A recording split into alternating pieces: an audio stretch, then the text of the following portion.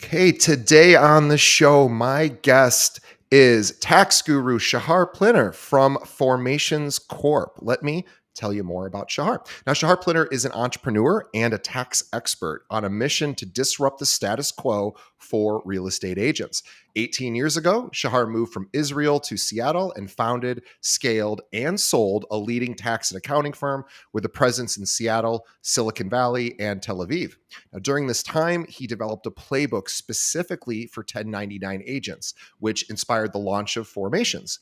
Today, as co founder and CEO of Formations Corp., Shahar continues to champion the cause. Formations is a tax management solution for the self employed, empowers real estate agents to save thousands on taxes annually, make better financial decisions, and democratizes access to corporate level benefits such as quality and affordable healthcare, as well as easy to implement retirement solutions. I want everybody, even if you have an accountant, to go visit formationscorp.com. Guess what? I have an accountant. I'm going to check it out because even if you do have an accountant, you may not have the perfect accountant for your situation. So go to formationscorp.com and learn more. Shahar, welcome to the show. Hey DJ, thank you so much for having me. It's a pleasure. Well, this is really embarrassing because I'll pull back the curtain on the show. So oftentimes I get to the episode just a few minutes before we're recording, and my team puts all the notes together. And so as soon as we got on, I was chatting with Shahar before we started, and I said, "Boy, that sounds like an Israeli accent." And then I asked him, I go, "Is that Israeli?" He said, "Oh yeah, it is." And then sure enough, it's right there in the bio that I was going to read 2 minutes later. So Shahar's like, "Wow, this guy does no preparation for the show." So I apologize. Again, it's behind the scenes thing, but anyway, super excited to have you because right now it's towards the end of February 2024. We are right coming up on tax season. It's already tax season, and this is the time for realtors to start thinking about their expenses and, of course, all the money they are either going to get back or they have to pay in to Uncle Sam. So really excited to have you. I think this may be the first time in 550 episodes we've ever had a tax guru on specifically for realtors. So really appreciate you being here. And let's get started with, how did you've been in taxes for quite some time. How did you get into taxes? What was your path there? My path was how can I be as far away as possible from my family-owned business? As someone that grew up in a family-owned business, only, someone that been there can understand, the dynamic of being, working for your dad, your mom, your brother, your sister, and have all of these co-mingling of emotions, between, how do I separate my dad, my parents from, Yeah. work? And it's impossible. So me as the youngest, basically a family of three boys, and I'm the youngest. I rebel and basically, made the decision that I'm no longer part of the family-owned business, and I look for something in finance, something in numbers. And I don't know, I couldn't explain how basically I came, into the tax world, but basically, I got introduction to a person that basically showed me the tax world, the U.S. tax world, and I find it amazing. Yeah. It's a whole world of opportunities and possibilities. And I think me as a service provider in nature, put myself kind of the mission to be the extension or basically to be the liaison between the systems, that speak sometimes such a complicated language. And me as, English, my second language, I'm speaking Hebrew fluent. I had to basically use my whole English vocabulary, to democratize tax code to the audience, and it worked. It kept it super simple, super engaged. And being in taxes, you always feel that you're kind of Robin Hood. You're the good side of the government, allowing people the access to the knowledge and basically to show them what is really possible and what you're telling people about taxes. And I love your kind of keep it real. It's real. The savings and the things that you can actually enjoy from the system is real, translate in more money in your pocket. So I love, the concept of taxes. I see taxes, I come really, I'm fortunate to see something complicated that most people are really struggle with. Um, and then when I start my journey, I just, I felt that I'm in my zone. I with my people, and this was kind of the foundation of my journey in taxes. And if I can stay in taxes for the rest of my life, this is what I want to do. Well, we're going to be paying taxes for the rest of our lives, so it makes sense. It's one of those, those jobs that and also it's one of those jobs that it's like a dentist. They're just always going to be needed until maybe there's robots to do everything else. But until that time, and and really, quite frankly, there are robots right now to do taxes. We've had automated tax software solutions for gosh, probably 20 plus years, more than that, I'm sure. But the a good accountant can see through a lot of what the algorithmic software solutions can't. And so I know too that when I got an accountant, which was about 13 years ago, and I never thought I had needed one before because I had a fairly simple situation. But since I started to become a 1099 employee, so even though I'm not a practicing realtor, for our audience that probably knows that already, I am paid very similarly to how realtors are paid. So you can consider me a realtor for this conversation because I have to pay the same sort of taxes that you guys do, and I'm taxed the same way. But when I got an accountant, it really changed my outlook on taxes. It actually became something that I was a little bit excited to work on every year because I was able to save more and of course pay less and keep more in my pocket. So I'm really really excited we're going to do this today. It's sort of one of those topics that I think a lot of people could feel like, oh, it's not that exciting, but honestly, to save money to me is very exciting. So we'll talk about that, and also just to stay out of the crosshairs of the feds. None of us want to get those big letters from the IRS. And so having a good tax professional is really, I could not, this is your business. Of course, I'm talking not to Shahar, but to our audience. This is your business. Treat it like a business. Every business really has an accountant, or they should. This is the same thing you should treat yourself to. So let's talk about that. So I would first love to get a talk. Let's talk about first saving for taxes, because realtors are paid in lump sums. Their taxes are not taken out prior to getting paid, right? So they are responsible ultimately for putting a certain amount of money aside. And I'm just curious if you have any best practices there, such that I know when I have money in my bank account, I'll tend to spend it. Do you have any sort of suggestions for agents when the money's coming in, sort of how to separate that out so that come this time of the year, you're not like, oh my God, now I have to write a $20,000 check that I didn't expect? So I think like everything in finances, it's all about planning. And I think that agents need to understand that there's a great system around them. Um, when we speak about the tax world, we always say that the tax world is geared towards corporations. When you have the umbrella of either corporate America or your W-2 employee, you're protected. The employer is bringing a lot of awareness. They recommend you to do things. They put benefits and ideas of how to save money in front of you. None of that is existing in the world of our 1099 people. There's no way for us to consume information from our corporation. We need to basically navigate that complexity on our own. And I think when it starts with financial education, it's about know the system. When real estate agents start practicing, I believe that most of them enjoying real estate. This is why they get into the occupation, and they believe in themselves that they can actually perform the relationship with their customers, because we know that real estate, it's a very intensive relationship industry. It's not about sales. It's about, drive the relationship with your audience. So you'll have those transactions and the funnel, in front of you build with prospect and potential people that you can buy or sell their businesses. The same, with every aspect of your business. We are all about, people business. And you mentioned about the relationship with your accountant. Pick your dream team. I think we speak about, the dream team as something is super important. And sometimes we, pick the dream team in the areas that we feel that has the most amount of impact, and we like to identify that actually accountants or people that move money for us or deal with money for us has the ability not just to be just a cost saving, but a profit center. Because when I basically delegate stuff, to my accountants, and I can act based on information, based on numbers, based on insight, based on data, I can actually make better financial decisions.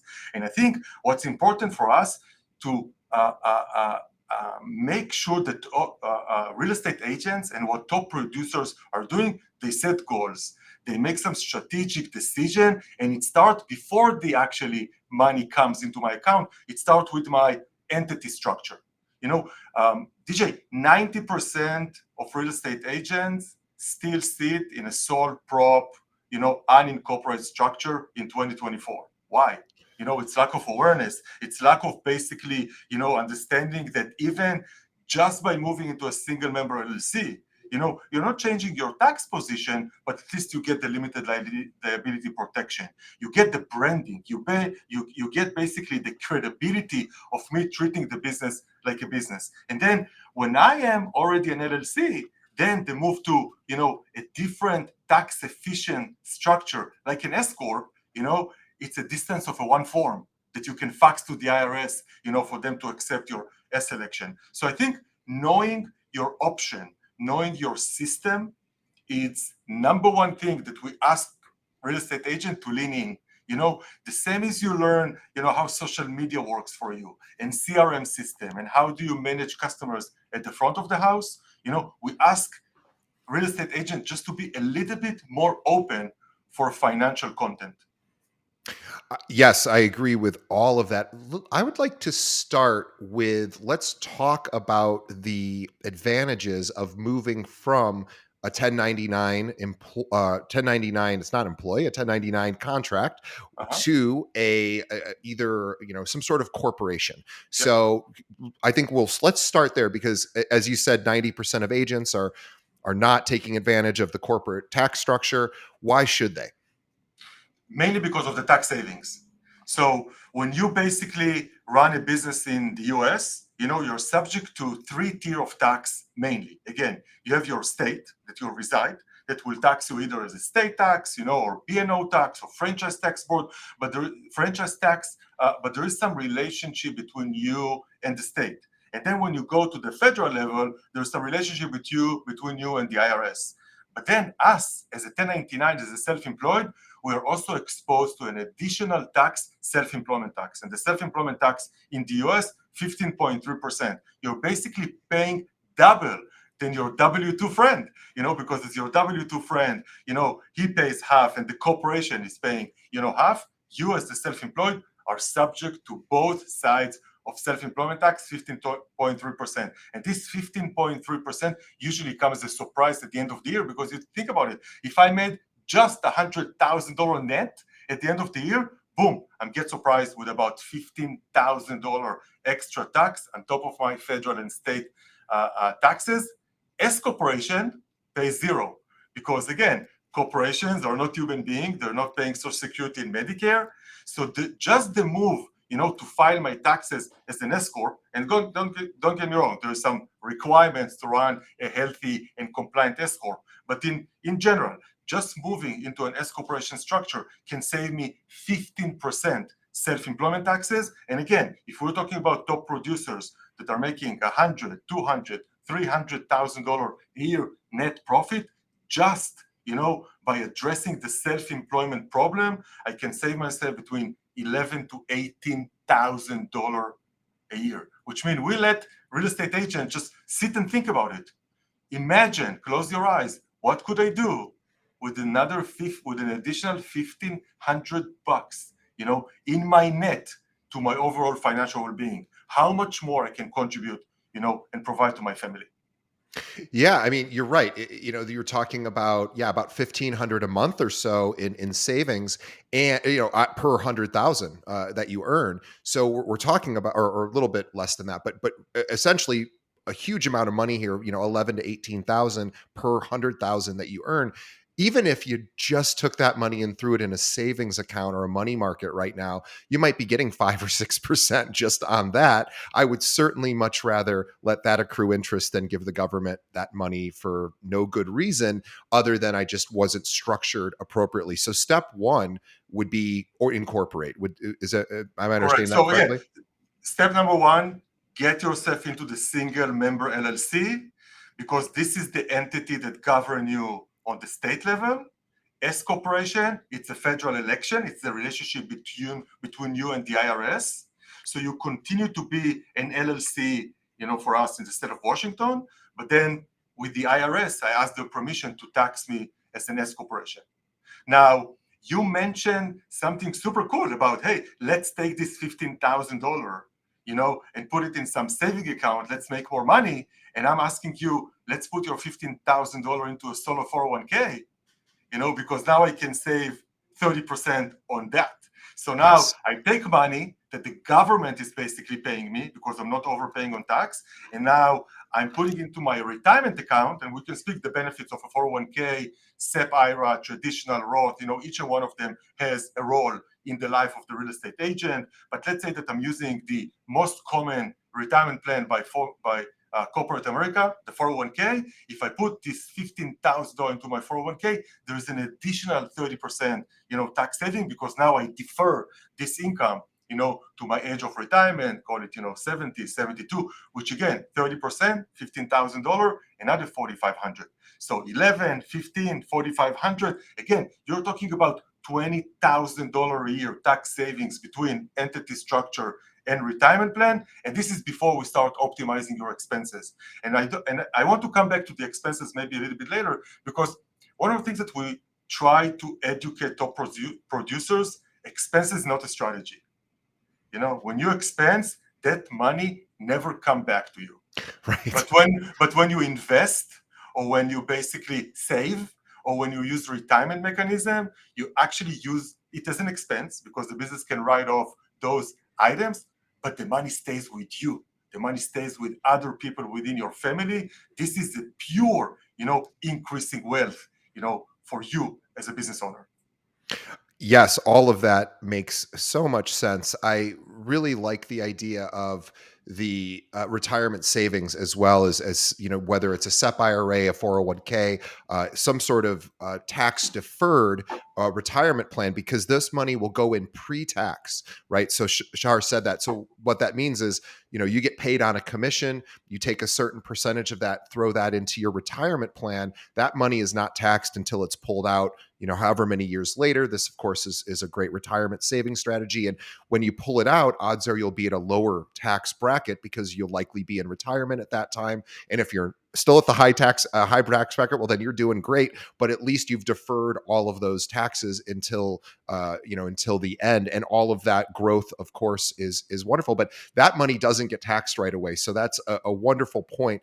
And there's ways that you can access it with penalties before you retire, but really is a great tax saving strategy for retirement and also just for current taxes. So you're absolutely right. The money that you'll save going from 1099 to incorporation is something that you can use in a number of different ways. If you need the money for things you're saving for, then you can put it in, in the market, or you could put it in an IRA, sorry, not an IRA, but taxable investment account, or you could put it in a pre-tax account, which it would be an IRA or a 401k SEP as well. And so, yeah, these are great ideas.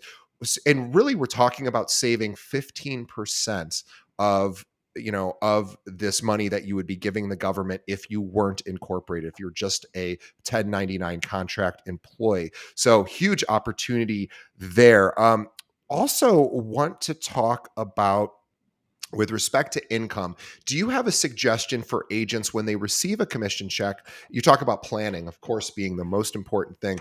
Do you encourage agents or 1099 employees or 1099 workers to have separate accounts in banks for when a check comes in, a certain percentage goes into my tax account that I'll be using to pay later, or what's sort of your thoughts on that?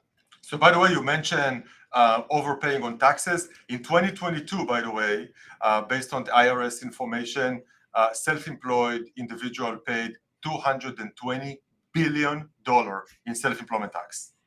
The move to an S corp on most of them, if you can, again, can save you 60% of it. So you're talking about gazillion amount of money, that are bleeding, basically what you call unmanaged, into the system. So LLC, first step, because we want to separate our entities, from me and my business. I want to bifurcate the Shahar from Shahar LLC or Shahar Inc. I want to make sure that there's a separation of entities. And then, yes, the natural next thing is to have a separate bank account.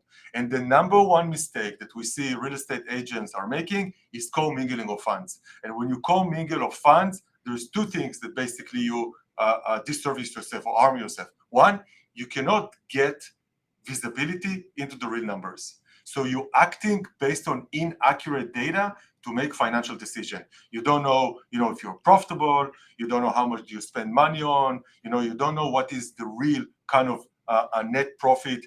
If it even makes sense for me to stay in the industry, because at the end of the day, we're making it because we create our own reality, but also we're making it to provide ourselves, a decent living.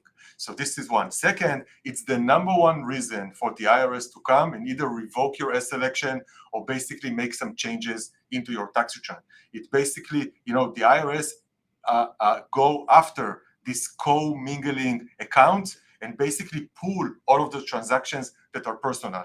And there's no reason, again, to take advantage, as we mentioned a couple of minutes ago, with expenses, because I can create a very efficient tax structure with the right S corp, which is the thing, the retirement plan, and some expense management. But it's all about habits. So the habits is, if I am running a business, let's make sure that all of my business expenses run through my business. And if I have some personal expenses, make sure that I'm taking, all of those expenses on my personal side. And if there's something in the middle, yeah, go aggressive and deduct it through your business. Worst case, at the end of the day, when we do your bookkeeping and when we kind of manage your P&L or your expense spreadsheet, we'll throw out some of those expenses that we feel that, a little bit too much for us. But managing your business expenses is should be set and forget. It's not something that you need to pay attention every month. You set the chart of accounts once. So we said, first step, LLC. Second step, business account. Third step, cheap accounting software. You can buy Zero today at $7, a month. You can basically go to Hurdler for $10, a month. You can find cheap online solutions that will bookkeeping for you, that will give you all of this expense classification automatically, directly from the bank account. It pull all of the transaction, it clean it up. Such a life quality if I don't need to do it manually, or I don't need to wait until the end of the year to do it. When I do it live and I have live information in front of me, I can make so much difference in my business. You said something that I hadn't really thought about with respect to mingling funds. So even if you have a business account and you are set up as a corporation, whether it's S corp, C corp, whatever it may be, I have all of my income to my business going into my business account. What I don't have, and you just made me realize that this is something I need to do, is I don't automatically take a percentage of the income that comes into my business and put it in a separate account just to hold it there for taxes. And I've done this long enough to have a pretty good idea of what percentage that should be just to protect myself. But you're right. As a result, when I count up my income at the end of the year, I'm not taking the taxes out, so the numbers aren't really that accurate. I'm just seeing the blanket, revenue that's coming into my business, but it's not really the right number, as you were saying. So this idea of keeping things separate is so important. I want to talk about S corps because this is probably the most common type of structure that realtors find themselves doing once. I know that S corps don't necessarily apply to every realtor based on how much income their business is producing, but it can make sense. I know for me, it made sense when I got to a certain income level in my business, and then it was a no-brainer. But let's define, because there's most of our audience probably doesn't understand the benefit of an S corporation. Actually, before we do that, I'm going to back up just one step. Let's first talk about the benefit of being an LLC before we subcategorize into like S corp, C corp. So let's talk about the benefit of it. You mentioned some of them, but I also, the idea of a limited liability. Let's talk about what that means, because realtors can be sued. And my understanding is there's protection built in to LLC structure that would make lawsuits a little bit more palatable, or less scary if somebody comes after, because they would come after the business, correct, versus the individual. Correct. And then what we usually recommend to those individuals is that don't own or hold any assets within the LLC.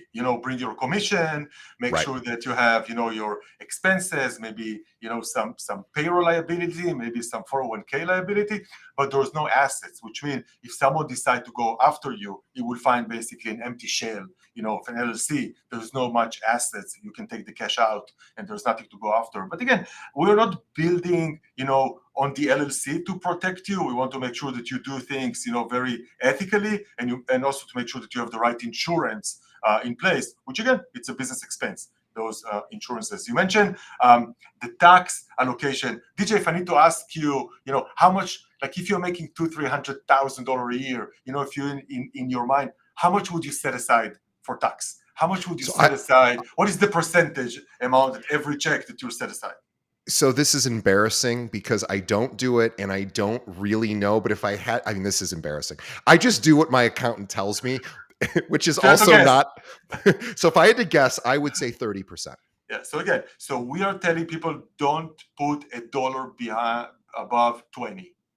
If someone is making about $250,000, your tax liability should not exceed, 20%. And I think this is going back to your kind of the dollar amount. The old equation was from every dollar amount, there's about 33% going to maintain business and 33% for tax, and I maybe take home 33%, ish. The formula in 2024, because of social media, because of digitalization, because the way that you can run a very efficient, what you call business of one, you should not pay more than 20%, in taxes, and you should not pay more than 20% of expenses to keep the lights on, which means in the new world of 2024, we see top agents taking 60% home. And when we think about, profit first, and profit first is kind of the envelope system, which is income minus my profit equal my expenses, it changed the entirely mindset. Because if I put a goal that for every dollar coming to my business account, 50% is going into my side, is going to pay my taxes, which is my benefit. It's going to fund my retirement. It's going to basically, fund my HSA, my health savings account, my FSA, my flexible spending account for medical. And, if I have kids younger than 13, I can pay, out of the business $5,000 for my pre-after school expenses. It's to fund basically maybe my kids' payroll, maybe my kids' retirement. Again, there's so much things that I can keep money within the family, and then the 20% to keep the lights on, because we know it's almost like it's the toothpaste theory. When we have more, we spend more, but when the toothbrush kind of the toothpaste is almost done and we can squeeze another brush, magical. It's like a magic in the air. This is the same with business. We see business owners when they have more and the wealthy kind of the wealth is coming their way and the balance sheet become more kind of with cash and with some spending ability, we see people spend more money. And we want to let them know, no, continue to be disciplined about needs versus want, and you'll see that dramatically increase in your take home money. Yeah, I agree. I know I pay a lot less than 30%. Usually in the low 20s, and maybe 20 is Yep. about where I'm at. Because of the S corp structure. It is almost a bit magical, and something that will be very surprising in a good way. If you've never done it, you will find that, boy, it is a really nice structure. And so, number one, you're limiting liability for in case anything, someone decides that they thought you did something nefarious, they can go after it, but there's no assets held within the organization, so that of course protects, or at least somewhat protects you. And then of course the tax benefits trickle down, because my understanding is S corporations have a pass through, where in other Correct. words, can you explain what a pass through is? So in the corporate world, there's two set of tax. There's the C corp, the traditional tax, corporate tax that is double taxation, which means when I'm running a C corp, a traditional corporation, when the money comes in, I'm getting taxed. I'm paying, corporate tax. And when I'm taking the money out in a salary or a dividend, I'm paying a second layer of taxation. LLC and S corporation are considered to be a pass-through entity, which means there's no corporate tax. When money comes in, it's not getting taxed. When money get out, it's the first time that it's getting taxed, and only on one federal rate. So S corporation has two classes of tax, because I can take money out of the S corporation in two different ways. I'm taking money in the nature of wages, what we call reasonable compensation, because the IRS forced us to take a reasonable compensation, so we'll pay some Social Security and Medicare, but it's definitely far beyond 100% of the bottom line or 100% of the net. This is why there's some margin of tax savings. And then what I'm not taking in the nature of a wage, I can take out in the nature of distributions. And those distributions are not subject to self-employment tax. So as an S corporation, again, the pass-through element is only one layer of tax on your individual tax rate. There is no corporate tax on the S corporation level. And because in most cases you will be the sole owner of the corporation, you ultimately, the entirety of the assets held within the organization are the business's assets, but you are the sole owner. So ultimately, we're all under kind of the same umbrella. But where it really benefits agents is, as you said, the salary. So within an S corporation, I know that my accountant tells me every year, here's the salary you are going to pay yourself. So Shahar said something very interesting. So that the IRS, you would think the IRS would have a very strict sort of algorithm or calculation to say, okay, you DJ has an S corporation, and your business makes X amount per year, so you're going to need to pay yourself Y. You would think there's a calculation, but there really isn't. There's just this idea of fair and equitable, or what are they, fair and reasonable salary. And there, I think they've tightened up the language a little bit in more recent years, but because I know I used to pay myself a lot less of a salary, but I still pay myself much less as an employee. I am an employee. I'm the sole employee of my own corporation. This is how realtors do. Top realtors all do this. They become an employee of their corporation. They have to, IRS says you have to pay yourself something fair and reasonable. So the accountant can work with you to say, okay, we think this percentage, or this is the correct amount. This is, of course, you don't want to try to figure this out yourself. Definitely work with a tax professional, because this is what they do. And and then what you'll find is your salary is probably much less than it would be if you were just a 1099, where you're paying taxes on all of it. So Yep. this is a huge benefit. If I were to show you what I pay myself every year, you would be like, wow, DJ's not doing very well. Hmm. But I'm actually doing quite well, because my corporation holds the majority of those assets, or assets being just the income. Yep. And I only pay myself what the IRS tells me I need to, and I use my account to figure out what that amount is. And I think this is something that you mentioned. Again, we're talking about common mistakes. Not knowing S corp is a thing. One big mistake. Everybody should at least consider S corp. And for most 1099 real estate agents, again, if you're making more than $80,000 a year, S corporation will pay big time. Second is the payroll concept. Because it's pretty odd, been sole prop for the rest of my life. I never took payroll. I just took money out of the cookie Right. jar. Now I need to be a little bit more disciplined. I need to run payroll. I need to run distributions. People believe that or think that payroll is a chore or payroll is something bad. And they don't understand that actually payroll is your enabler. Payroll is the one that if you take it reasonably and you not abuse the system, it allows you to not pay self-employment taxes on your distributions, because you actually prove the concept that you know how to use the W-2 payroll concept. But second, paying self-employment taxes or Social Security, Medicare, FICA is the enabler for banking. It's the enabler for lending. It's the enabler for retirement planning. It's the enabler for so many great corporate level benefits. So part of the formation's education system is we try to educate and break the status quo around payroll and letting people know that payroll it's a great thing for them to consider.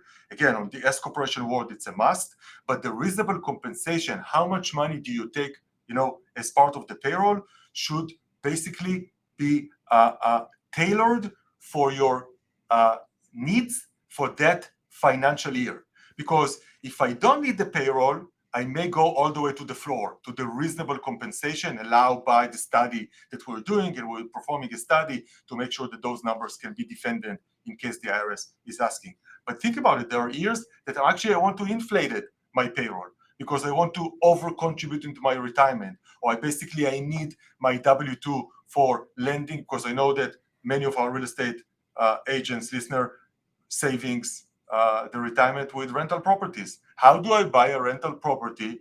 How do I get a loan or a mortgage without my financials? Almost impossible. So what we want to do with an S corporation is not just to take advantage of all of the benefits, but to position the S corp in such a healthy way that you will be a banking sweetheart. That everywhere you go, people will want to lend you money because your financials will show that you're super strong and healthy.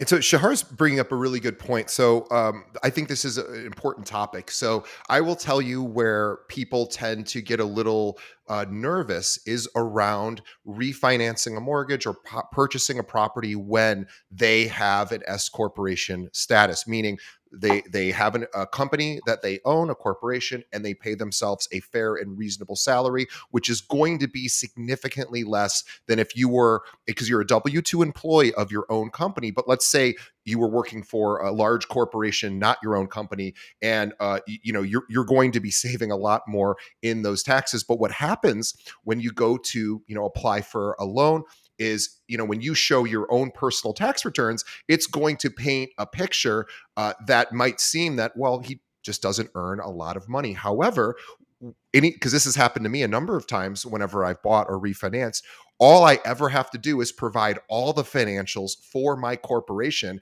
And lenders understand this. It's not a scary thing. They go, okay, we get it. You really own this company, and yes, you pay yourself a smaller salary. It has never been a problem for me.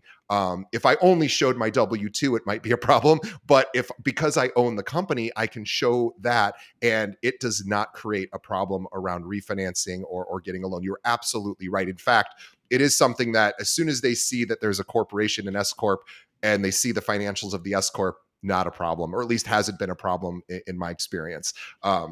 But I have a question for you. So this is something that I don't fully understand. So I'm excited I don't know if there's a clear answer here, but I'd love to get your thoughts. So here's where every year around tax time, I always wonder what I'm supposed to do for this. And I should just ask my accountant. So at my corporation, uh, is it better for I pay for individual health insurance, very common for people who are real estate agents. Yep. If you don't have a spouse that maybe has a group insurance plan, you're probably paying individual on your own. Should me as the individual pay those premiums, or should the corporation pay those premiums for me, the employee? Curious to get your thoughts on that. So regardless how do you pay it, it will be a business deduction. So your health insurance or self-employment health insurance will be a business expense. Sometimes it just depends on how do you basically engage with either the exchange or how do you engage with a third party or a group health insurance, because I know that some real estate agents are using associations or Hmm. using sometimes like a mini PEO, like a professional employee organization. They're joining some solutions that they can run their payroll under a third party and therefore get corporate level benefits.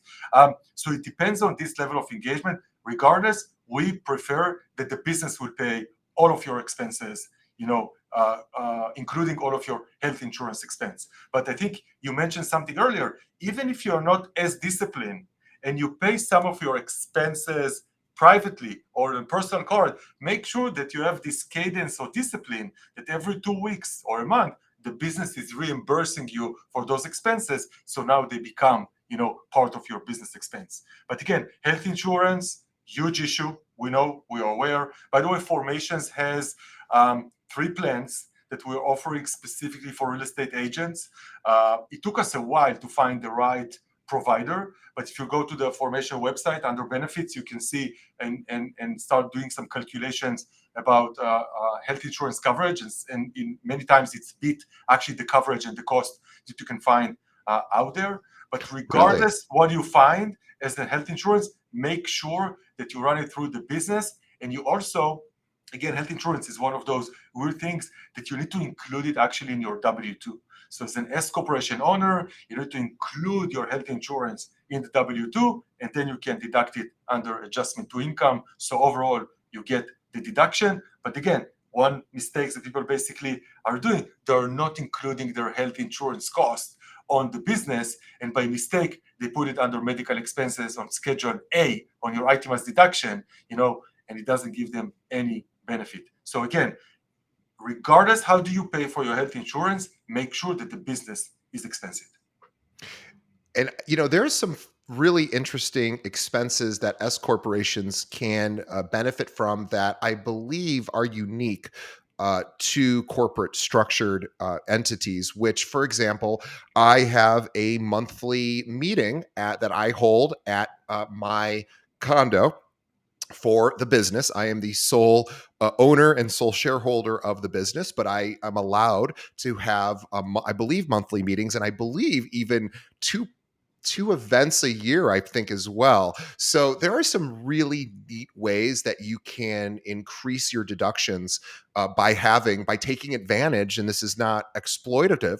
This is actually what the tax code allows for. And big corporations do this all the time. They of course take advantage of every opportunity to save on taxes that is applicable and ethical. And we want all of you to do the same thing. So there's a lot of cool stuff that you will find out, but you need to have a tax professional that really is able to say, hey, you're a shareholder in your company. Did you know you can have shareholder meetings this regularly, and you can expense what the expenses might be for those meetings? So there's some really, really cool stuff you can do. Also, same thing with transportation. I know there are some, I don't think it makes sense in my situation because I've asked, but maybe I'm wrong, is that there are times when your car expense, whether you're leasing a car, whether you've Yep. purchased a car and making payments, that can also be, it might make sense to hold that in the corporation's name, or it might make sense to hold that individually and have the corporation help with the payments, or I don't know the exact structure,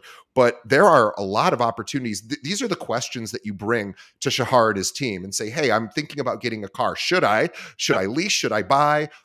These are what we need help for, because I'm actually in that process now, or I have a car that's been paid off forever. I don't really want to buy a new car, but I probably need to.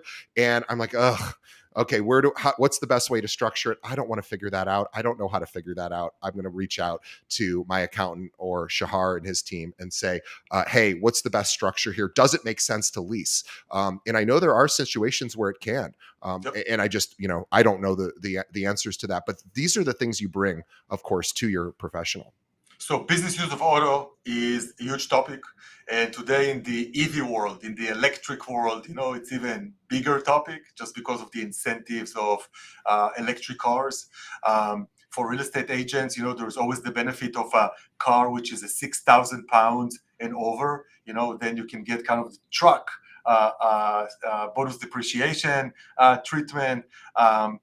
when you mention about lease versus buy, usually it's not a tax discussion. Usually it's a cash flow discussion. It's a financial discussion.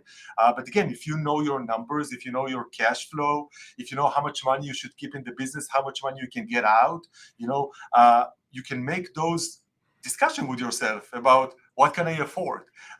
Regards to business use of auto, again, the mileage rate is 10 out of 10 times better, unless it's a kind of 2020 pandemic when everybody is doing kind of they're showing remote and they're not driving. When people drive, usually the tax rate to deduct your mileage is way beneficial than my actual, because most of us, again, even if you drive an older car, the cost to maintenance today, most of our cars relatively low, which means I can take advantage by the fact that I don't have the actual expense, and the IRS is giving me almost like a per diem, like a flat rate per mileage, per mile. So if I'm driving, 20,000 miles a year, I can get, close to 12, 13, $14,000 of tax deduction. Usually I don't have such a cost to maintain, again, repairs, gas, insurance, etc. So know your options.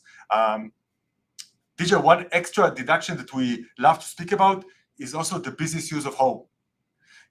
Us real estate agents, when we wake up in the morning, first thing that we do, we walk into our home office, start checking mails, what happened overnight, some research, what come available, in the morning on MLS or whatever, what's my pipeline going to look like. This is, a real office. Let's deduct some of your home office expenses. And now, when I'm actually traveling between, my home office into my business office, into my brokerage, it's not a commute. It's actually a business expense. So I'm gaining twice the benefit. And, in general, what we just want to make sure that real estate agents understand is that the same as you're curious and aggressive and a hustler, at the top and at the front of the house, we want you to behave the same with your back office.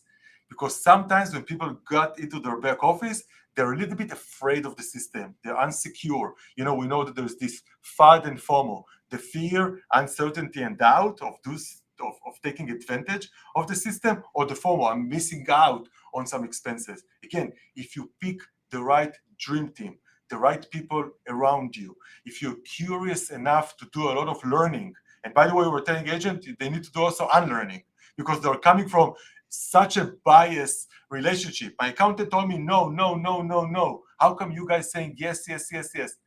Because your accountant sometimes is running an agenda that has a conflict between him and you. And you need to find the partner that actually working for you and with you. And when you find those amazing people that will working with you as a partner, you will get a world of enablement of more things that you can actually achieve on your financial system. And also maybe realizing that there's things you're doing that put you at risk for audits and additional payments. And so having this tax professional on board, and not just having one tax professional. I already have an accountant. I like her. She seems to be good. Here's what I don't do. Every couple of years, I should let someone else take a look and say, how does this look? You audit, yourself, you audit, other things in your life. You should audit your accountant.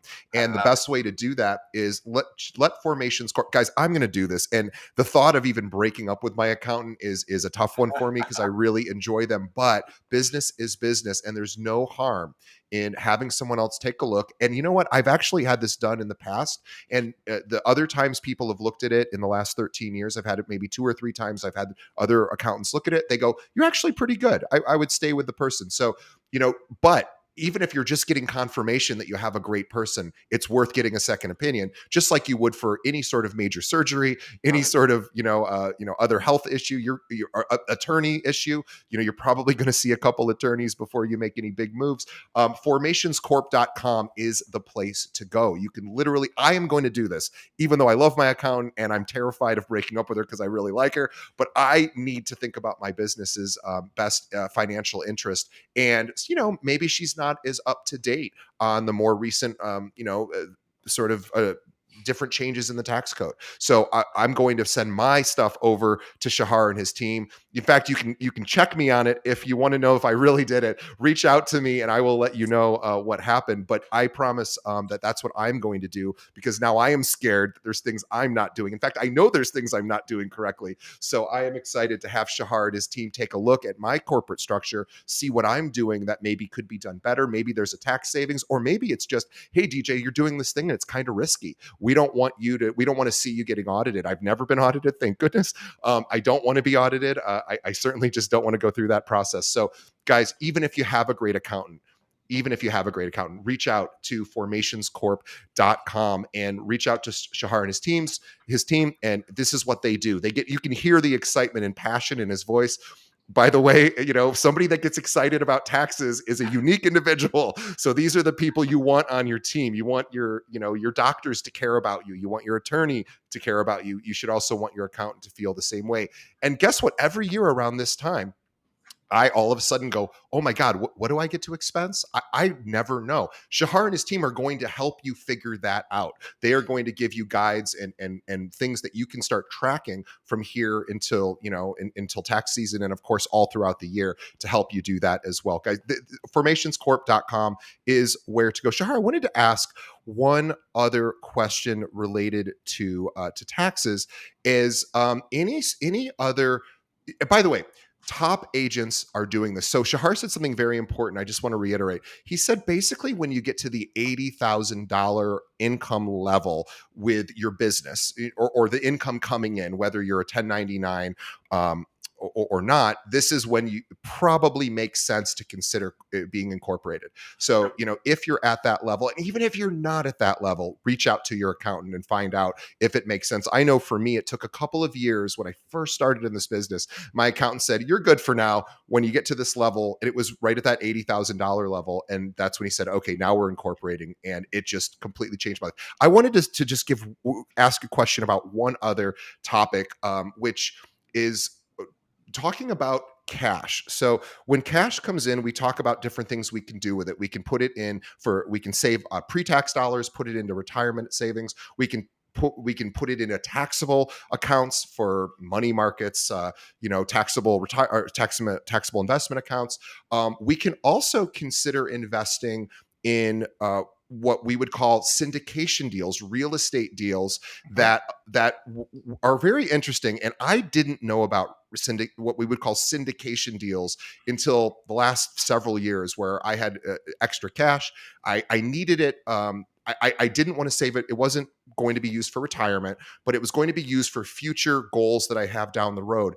And my partner in business said, let's take some of that money and invest in like a commercial, a strip center, for example. So there are companies that run, their property management companies, or they also own the land, and they rent it out to whoever, and you have to do your due diligence, of course. But basically, the main benefit to me, even though I do get some sort of monthly amount they send me, I get all my money back, hopefully, in a few years. But most importantly, is this a tax savings, because I get what's called a K1 at the end of the year. Can you Exactly. talk just briefly about the brilliance of K1s and what they do to someone's taxes? So by the way, K1 is what you get also from your S corp. This is kind of the Right. form. There's a pass-through entity. So when you go and syndicate, with someone else, we see multi-family homes. We Yep. see mall centers. We see some commercial development. And again, and what usually what those syndication are doing, they're leveraging your money. They're taking your money as part of the equity, and then they borrow money against it to again, for remodel or for improvements. The K1 that comes back, usually come negative. It's come usually when first, let's say I put $50,000. So the first $50,000 that I get back will be my return of my investment. It won't be taxable. But what usually happens is that those syndication, those big LLCs have net operating losses as they managing their syndication. And because you're a partial owner of that project, you're entitled to get percentage of those losses. So what we see those K1 coming negative, and because it's a passive income, because it's not your core main of business, but because it's real estate, you can offset it against your actually commission income. So when we see, people have the appetite for syndication, we encourage them kind of to time the syndication, the investment, such that will every year we'll have a couple of K1s coming back as a negative, and that negative income, and again, doesn't mean that negative income, it's negative cash flow. It's just book value, how they use depreciation and loans and debt, basically, to allocate to the